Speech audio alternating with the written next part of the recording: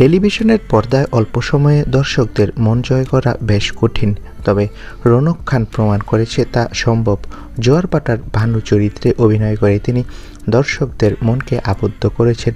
সম্প্রতি রৌনক মায়ের সঙ্গে উপস্থিত ছিলেন জনপ্রিয় শো দিদি নাম্বার ওয়ানে।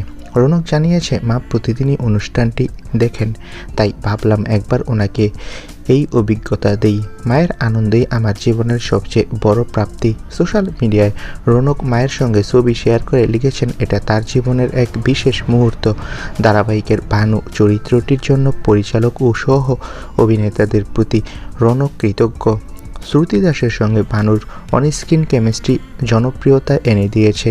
চরিত্র যত ছোটই হোক, নিষ্ঠার সঙ্গে কাজ করলে দর্শকদের মনে জায়গা করে নেওয়া যায়। দুঃখজনক হলেও সত্যি, শীঘ্রই ধারাবাহিকে ভানু চরিত্রটি না ফেরার দেশে চলে যাবে। সামনে একটি টুইস্ট আসবে, যেখানে ভানুর মৃত্যু দেখবে দর্শক চোখে পানি ফেলবে।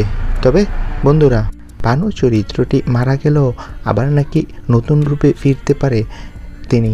তো বন্ধুরা, জোয়ারভাটা সিরিয়ালে সামনে দেখবো তার চরিত্রটি মারা গেলেও আবারও নতুন লুকে ফিরবে সে। তোমরা কে কে এই চমকটি দেখতে চাও কমেন্ট করে জানাও। ধন্যবাদ ভিডিওটি দেখার জন্য।